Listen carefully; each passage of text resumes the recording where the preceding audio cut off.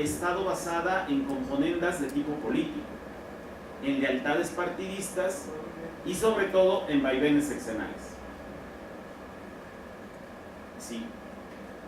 Si estás con el equipo político que ganó la elección en el siguiente sexenio, pues ahí te quedas en la cresta de la ola y ahí vas de muertito, ¿no? Pero si no, si estuviste con el equipo contrario, pues lo más seguro es que al cabo de la administración, pues tengas que ir. Ni siquiera te digan adiós, que te vaya bien, porque ni eso te dicen, simplemente te tienes que ir. Así es, digamos, ¿no? Miren, ese modelo funcionó, digamos, a medias, medianamente bien, mientras un solo partido dominó la escena política. Aquí iba yo a hacer una digresión y tuve la tentación de irme así en el recorrido histórico, pero dije, los voy a aburrir con todo eso. Así que mejor se los cuento muy rápido. Miren, en México podemos hablar formalmente ya de la administración pública a partir del porfiriato. Sí, antes del porfiriato, digamos, sí había un cuerpo de funcionarios y siempre hubo, digamos, un ministerio de justicia, un ministerio, ¿no?, de educación, de gobernación, sobre todo después de la Constitución del 57, con la República Restaurada de Juárez.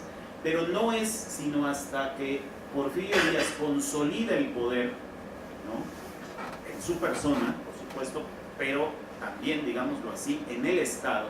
¿Sí? A partir del porfiriato es cuando ya podemos hablar de la construcción del Estado mexicano, ¿sí? Porque antes, digamos, era un Estado pues muy débil, muy fracturado por luchas intestinas, ¿no?, después de la independencia, con todas las revoluciones que hubo, con todos los conflictos de caudillos entre liberales y conservadores.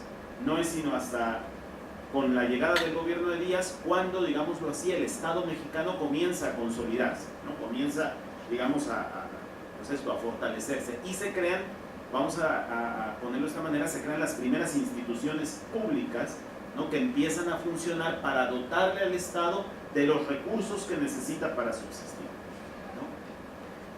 ¿Cuáles son esos recursos que el Estado necesita? Pues cobrar impuestos, por ejemplo. Esa es la principal tarea. Si el Estado no cobra impuestos, no puede ser Estado. Creo que eso ya lo había yo dicho en la otra conferencia que tuve aquí, ¿no? Porque cada vez que le pregunto eso a mis estudiantes, ¿no?, ¿y el Estado para qué sirve? Todos empiezan, no, pues sirve para dar escuelas, sirve para hacer hospitales, ¿sí? Digo, lo hace, pues, no estoy diciendo que no. Hoy en día hace eso y hace muchísimas cosas más, ¿no? Pero el Estado está fundamentalmente para cobrar impuestos y para mantener el orden interior. Es decir, garrote por los dos lados, cobrarte impuestos y policía, no hay otra. ¿Sí? Para eso está. Esa es la razón de ser del Estado. Bien, entonces, hasta Porfirio Díaz, decía yo, podemos ya empezar a hablar, ¿no?, de una administración pública en el Estado mexicano o en México. Y después del periodo revolucionario, es decir, con el, vamos a llamarlo así, con el pacto de dominación, con el pacto de subordinación que los caudillos de la revolución establecen en el 29, con la creación del PNR, el abuelo del PRI, digamos, ¿no?, o el tatarabuelo del PRI, ya no sé qué es, el pacto de dominación, es decir, fíjense, los caudillos revolucionarios deciden pasar de la lucha armada por facciones a la lucha política al interior de las administraciones públicas. Y entonces se reparten el pastel de las administraciones públicas de tal suerte que, por ejemplo, en los gobiernos de Pascual Ortiz Rubio o de Abelardo L. Rodríguez, el maximato famoso, Calles le entrega un cachito de la administración a cada cacique regional y le dice, por ejemplo, ¿no?, a los sonorenses, a los seguidores de Obregón que venían del asesinato de su caudillo, pues mira, a ti te va a tocar todo el Ministerio de Obras e Infraestructura, que ahí hay bastante lana. Entonces a ellos se les quedó eso, ¿no? A los ilustrados poblanos, a ti te toca la gobernación y la Suprema Corte, ¿no? A los oaxaqueños, pues a ti te toca el ejército, y así, digamos, ¿no? O sea, fue distribuyendo entre los... Y entonces, claro, los caciques vieron que, pues, ¿dónde estaba el negocio? Pues estaba en la administración pública, ¿sí? Entonces, un poco funcionó así. Y este modelo se continúa fundamentalmente en los gobiernos de Lázaro Cárdenas y de Manuel Ávila Camacho. Bueno, el extremo con don Manuel, que era un presidente, pues dicen que muy bueno, muy bonachón, que era un algodón de azúcar, ¿no? Que fue que puso en la Secretaría de Comunicaciones a su hermano, Maximino. Bueno, es más, no lo puso el presidente, Maximino fue y se apoderó de la Secretaría, así por sus pistolas. Entró y dijo, ahora yo soy el secretario y a ver quién me saca de aquí. Esas cosas bonitas que existen en el imaginario colectivo mexicano. Yo les digo, mientras el PRI fue partido único, la cosa funcionaba más o menos bien, ¿no? Sí, porque había una distribución en función del peso político que tenía cada región del país, ¿no? Entonces, por eso, en esa época, por ejemplo, podemos hablar, ¿no?, del encumbramiento de la llamada clase política veracruzana, ¿no? Dos presidentes veracruzanos al hilo, ¿no? Miguel Alemán y Ruiz Cortines, ¿no? Secretarios de gobernación veracruzanos, ¿no? Poderosísimos, ¿no? Ilustrísimos, ¿no? Ángel Carvajal, el propio Ruiz Cortines, etcétera. El famoso grupo Atlacomulco, ¿no? Con López Mateos y con el profesor Han y todos, ¿cómo se llama? Gustavo Vaz y todos estos mexiquenses ilustres, ¿no?, que ocuparon posiciones políticas importantes, ¿no? ¿Por qué? Pues porque estaban representando, digámoslo así, el peso político de sus regiones, de cada una de sus regiones. ¿En dónde la estaban representando? Pues en el aparato público, en la administración pública. Esa es una manera, compañeros, de leer la historia de la administración pública de nuestro país. Y como sé que están estudiando un diplomado con perspectiva de género, yo los invito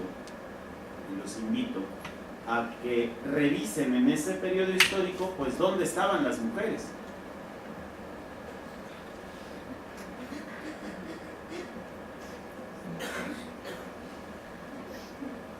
Exacto.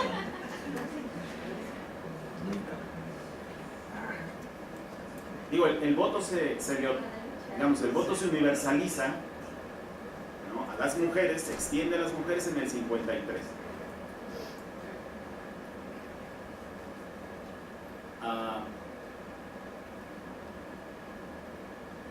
La primera gobernadora,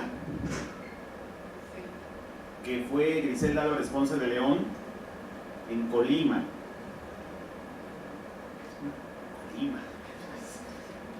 ¿No? O sea, son 3 calles de aquí del puerto. Son 3 calles del puerto de Veracruz, no es ni estado. Bueno, Colima, ¿no? Fue en 1978, me parece, 76, ¿no? Entre López Portillo de la Madrid, una cosa así. Y la segunda gobernadora mujer, ¿saben quién fue? Beatriz Paredes, en Tlaxcala,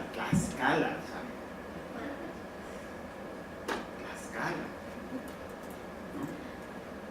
Dicen que la escuela más lejana,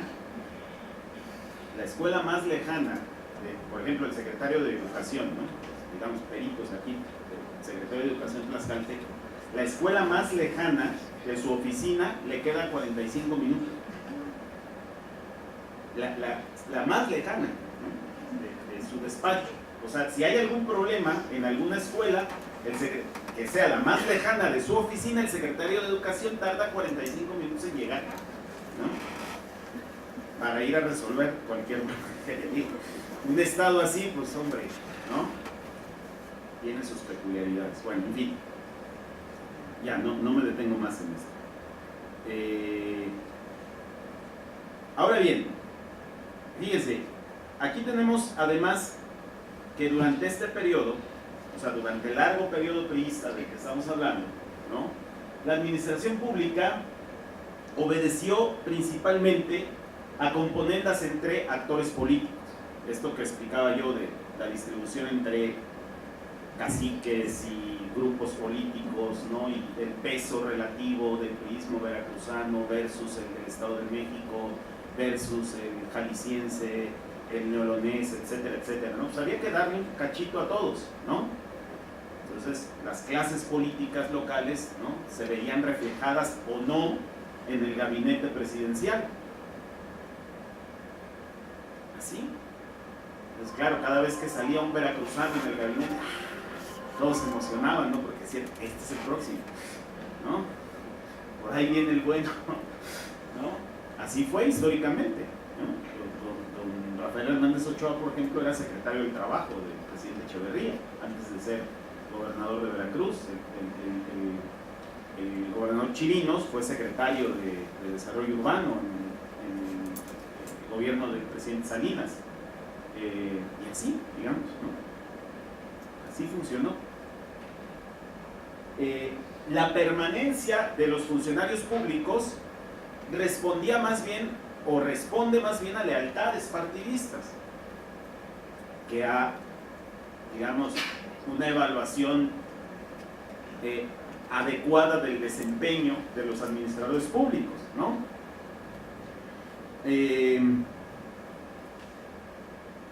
Y miren, también es necesario que recordemos que durante este periodo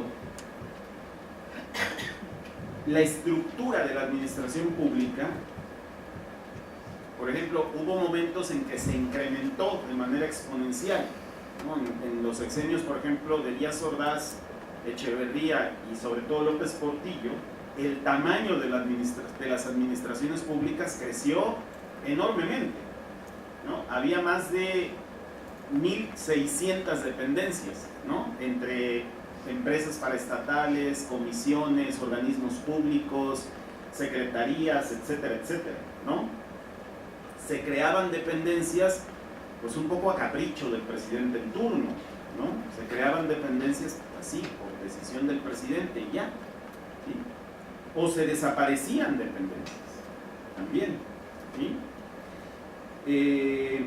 A veces, por ejemplo, pues había que satisfacer, no sé, a un gobernador en particular, y entonces había que llevarlo al centro. Pero bueno, un gobernador no le vas a dar ahí una dependencia de 3 pesos, ¿verdad? Tenías que darle, ¿no?, una dependencia que tuviera una importancia política al tamaño de su estado y de su calidad política, ¿no? Por ejemplo, una dependencia que en un sexenio adquiría una gran importancia, al siguiente ya no la tenía, o se desaparecía incluso. ¿Se acuerdan ustedes? Bueno, están muy jóvenes la mayoría, pero ya los que somos arriba de 40, si nos acordamos bien. ¿Se acuerdan ustedes de la famosa Secretaría de Programación y Presupuesto? La Secretaría de Programación y Presupuesto fue una dependencia del gobierno federal muy importante. Digo, tan importante que le dio 2 presidentes de este país. ¿Sí? Pues ya no existe. Y por cierto, la desapareció un presidente que salió de la Secretaría de Programación y Presupuesto. ¿Sí? Así, ¿no? Digo, en el mejor de los casos les cambian el nombre a las dependencias, ¿no? Pero en el peor las desaparecen, ¿no? Las fusionan, ¿no?, les cambian de funciones, les quitan, les restan, en fin, digamos, ¿no? Ahora,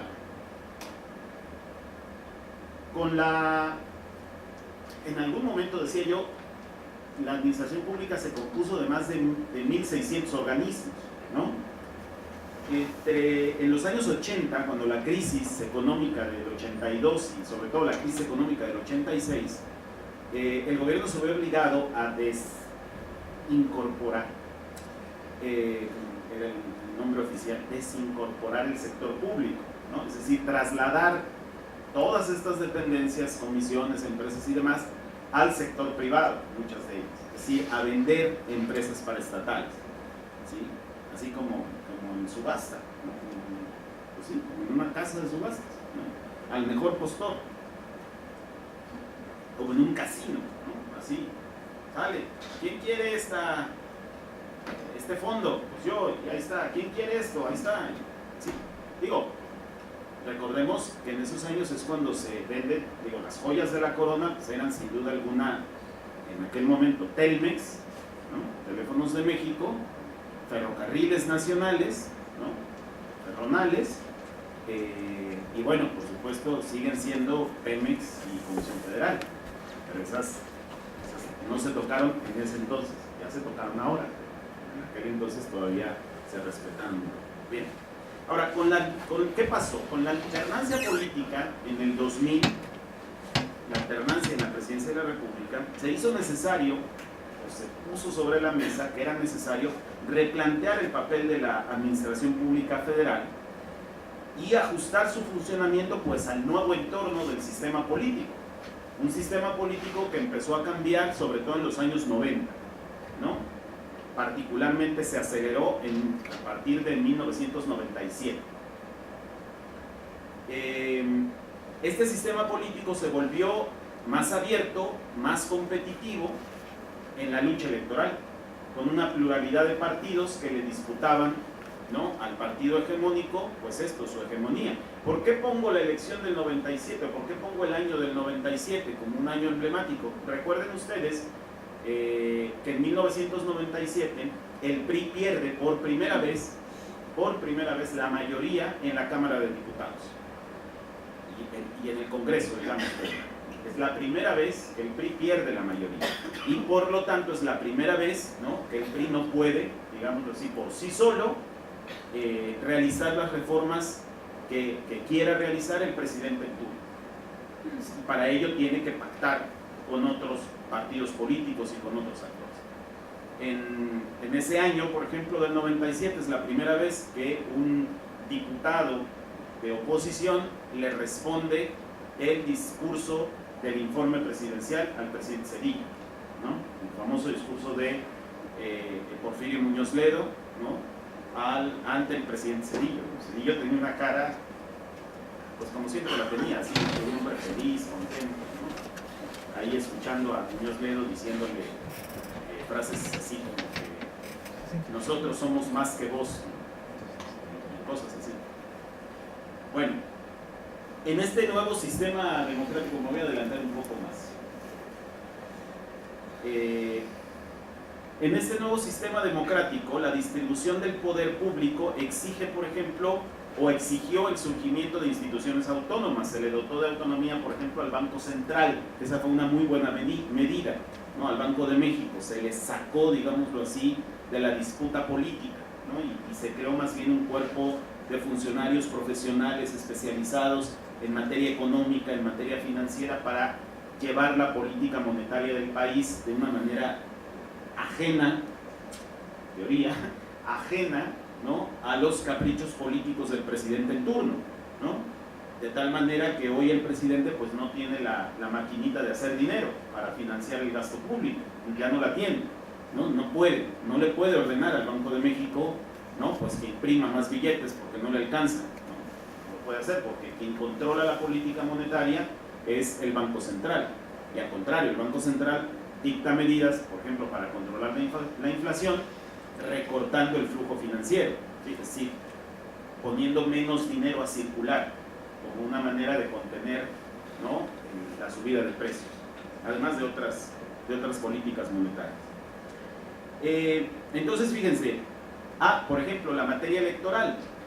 La materia electoral se sacó también de la administración pública.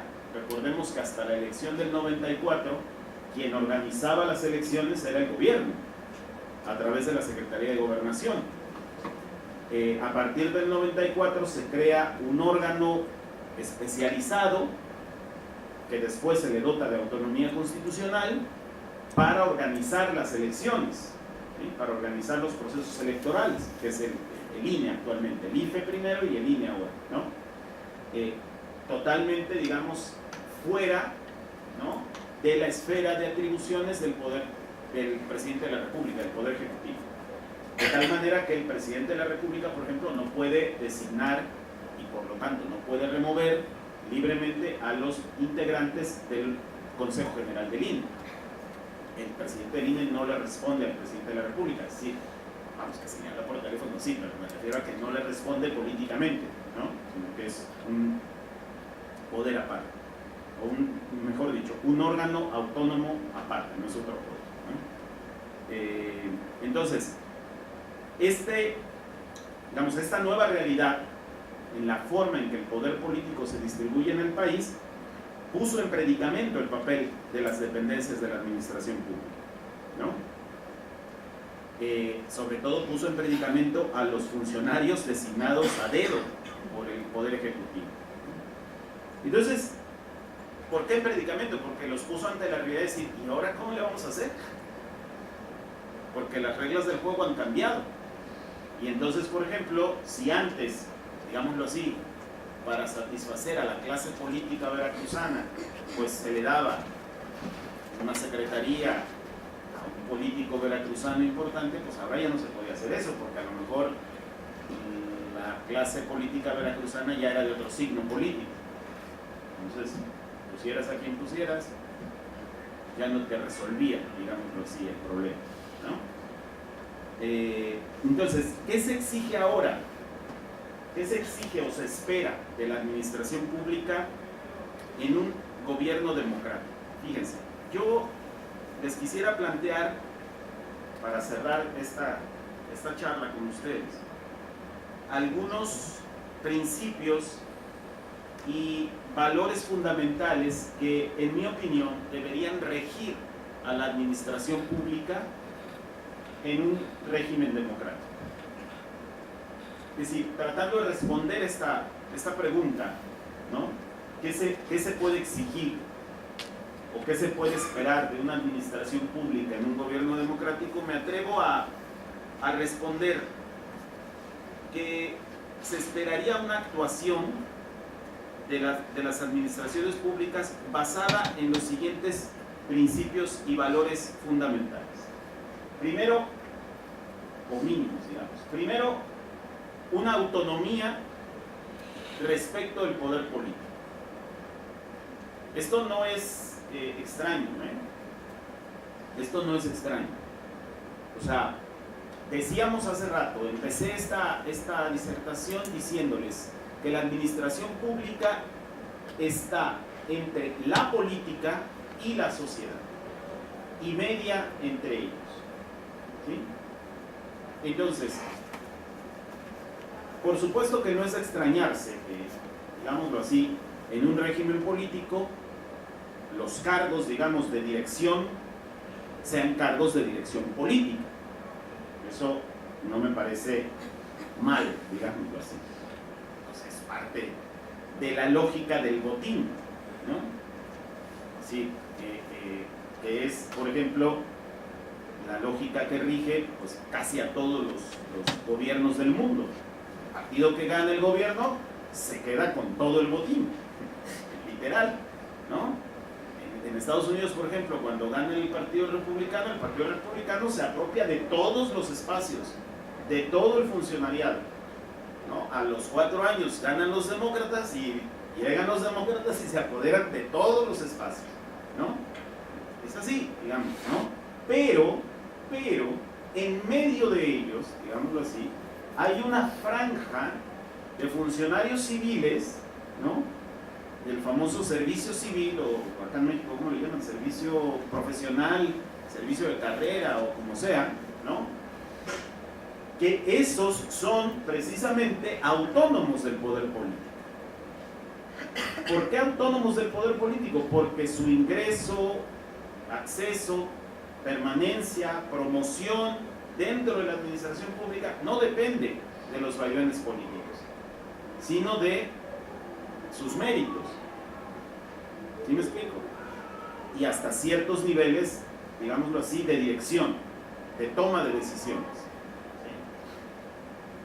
¿Sí? Esto significa entonces que además de autonomía del poder se exige una profesionalización de los funcionarios públicos. Es decir, si tú vas a trabajar en la Secretaría de Finanzas, pues es porque te vas a especializar en la materia financiera. Y uno esperaría que no te pases de repente a hacer gestión educativa, por ejemplo, ¿no? O gestión de salud, o gestión de medio ambiente, ¿no? Sí.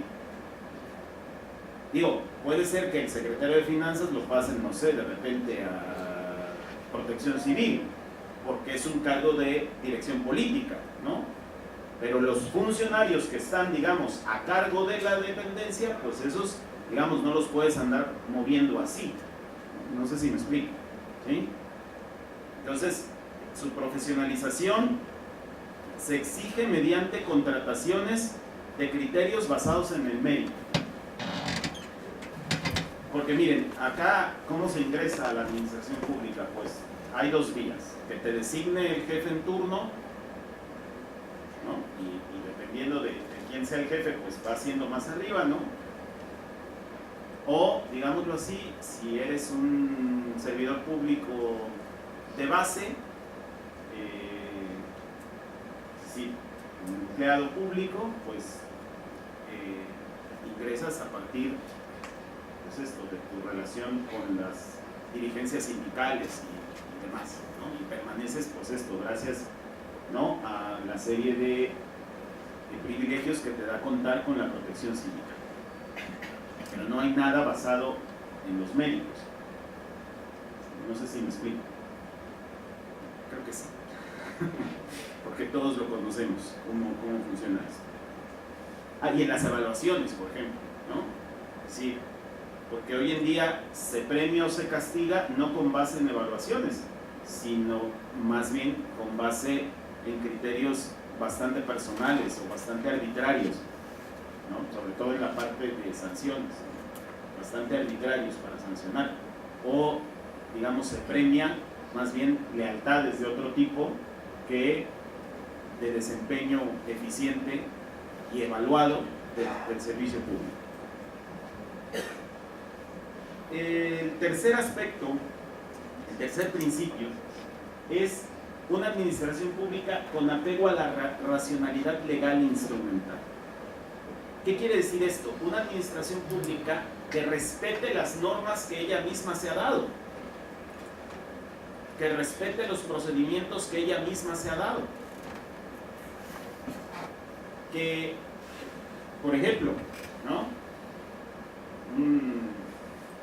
un aspecto que a mí siempre me pareció chocante, ¿no?, la prohibición absoluta de autorizar gastos en materia de teléfonos celulares. Era una prohibición, no sé si todavía está vigente, pero hasta hace poco tiempo que trabajé en la administración pública, era una prohibición absoluta. O sea, no te podían pagar gastos de telefonía celular, aunque estuvieras empleando el teléfono celular para cuestiones de trabajo que te toca desempeñar, ¿no? Para algunos. Entonces, no eran pocas las dependencias que sacaban de otras maneras para ese gasto, ¿no?, que le daban ahí vueltas y hacían malabares al presupuesto para finalmente sí pagarle no a todos, pero a lo mejor sí a ciertos funcionarios, ¿no?, el gasto en telefonía celular. Y yo decía, bueno, ¿no es más racional que pongamos tablas, que pongamos topes y que asignemos recursos para eso? ¿Cuánto te puedes gastar? Si lo haces racionalmente, si fijas, ¿no?, un mínimo, si abres una licitación y le dices a las compañías telefónicas, mira, yo necesito tantos teléfonos con un plan así y que no se pase de ahí, y punto, ¿sí? Y lo transparentes, dices, a partir de hoy yo voy a destinar 100,000 pesos al mes para pagar esto, y ya, porque necesito. Imagínense, por ejemplo, en Protección Civil, que de repente estás en, no sé, en una contingencia y ¡ay, ya se me acabó el plan de datos! Pues siempre ¿no? Ya no tengo, ya me quedé sin datos, ¿no? O sea, ¿por qué? Porque pues, ya no te dio para pagarlo, no sé si me explico. Eso no es racional, eso es completamente irracional. O sea, entendía yo la motivación política de la prohibición, ¿no? Pero racionalmente no se explica. Así, de sencillo, racionalmente no se explica. Y así como esos, un montón de ejemplos, ¿no? Sí, porque, por ejemplo, yo estuve en Protección Civil y te exigían estar comunicado. Claro. Y entonces te dice, bueno, págamelo del celular. Claro. Decían, no, es que no, que está prohibido. Está prohibido.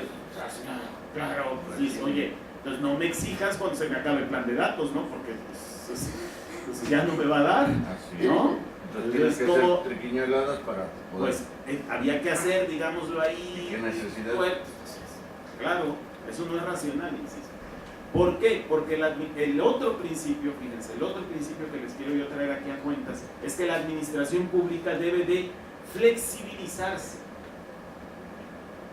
Debe ser flexible para adaptarse a los cambios de la sociedad, para adaptarse a los cambios tecnológicos, demográficos, sociopolíticos. Es decir, la administración pública no puede ser, digámoslo así, un monolito. Donde, no, a mí no me sacas de... No, sí tiene que, digamos, basar su actuación en reglas, pero tiene que saber flexibilizar su actuación frente al conflicto social. Porque al final es, digámoslo así, la regla, la norma, tiene que responder a la realidad social y no al revés. No al revés. Entonces, por ejemplo, aquí en finanzas, ¿no? Tú quieres que la gente pague más fácilmente sus impuestos. Hombre, no la hagas venir hasta acá. Facilítale el procedimiento. Pónselo, ¿no? en una aplicación, en internet, ¿no? Para que sea más rápido, para que lo pueda hacer mucho mejor, ¿sí? Entonces, en ese sentido, fíjense, hay un concepto que es la democratización burocrática. La democratización burocrática ofrece, por ejemplo, varias vertientes de actuación para las administraciones públicas, entendiendo a la democracia como un sistema que implica la participación pública, la participación de los ciudadanos en las decisiones públicas.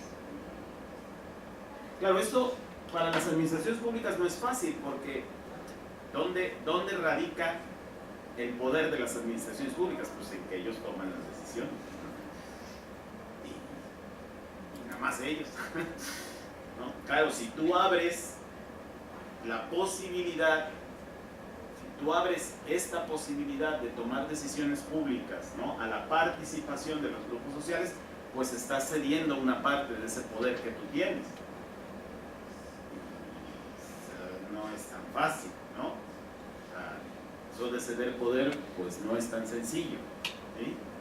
Porque pues yo aquí soy el que lo tiene. Entonces, una democratización burocrática, por ejemplo, que introduzca mecanismos para fomentar una mayor igualdad entre... La mayor desigualdad que tenemos en este país es la desigualdad de género. Es la más grande. Por ejemplo, aquí están sobrerepresentadas. No, en serio, o sea, es la mayor desigualdad. Tenemos muchas desigualdades, ¿no? En muchos ámbitos. El informe, por cierto, que sacó el Colegio de México la semana pasada sobre la desigualdad en este país, es impresionante, ¿no? Yo les invito ahí que lo busquen por internet. Lo presentaron un grupo de investigadores del Colegio de México y es abrumador, ¿no? Es decir, 20 años de política social en este país no han servido para reducir, pero ni en una proporción pequeñísima, los altos niveles de desigualdad social. O sea, es más, hoy somos más desiguales que hace 20 años.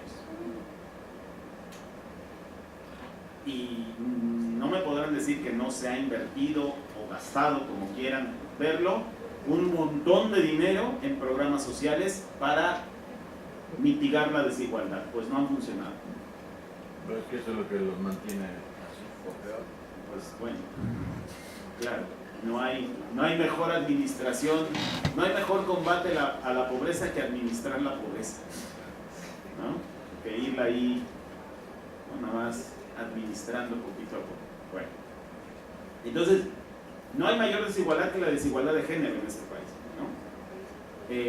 Entonces, incluir estos mecanismos para fomentar una mayor igualdad en la sociedad es una tarea primordial de las administraciones públicas. De una administración pública democrática, de una democratización burocrática, como le llama Guy Peters, y yo retomo aquí este concepto. Una democratización burocrática. ¿Mande? Sí, de una democratización burocrática, o de una burocracia democrática, ¿no? En ese sentido, también esta democratización burocrática pasaría por atender las siguientes dimensiones, y con esto concluyo. Las dimensiones de un modelo democrático en la democracia.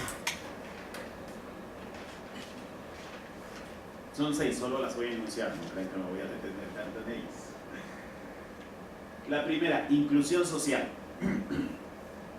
O sea, el nuevo modelo de administración pública democrática exige una inclusión social que garantice a todos los ciudadanos, pero principalmente a los grupos sociales minoritarios y o desprotegidos. Fíjense, hago una distinción entre uno y otro, ¿sí? Los grupos minoritarios y o los grupos desprotegidos, para tener una mayor participación en las acciones de gobierno. O sea, ¿cómo realizas acciones de inclusión social? Pues así, fomentando sobre todo que los más vulnerables puedan participar más,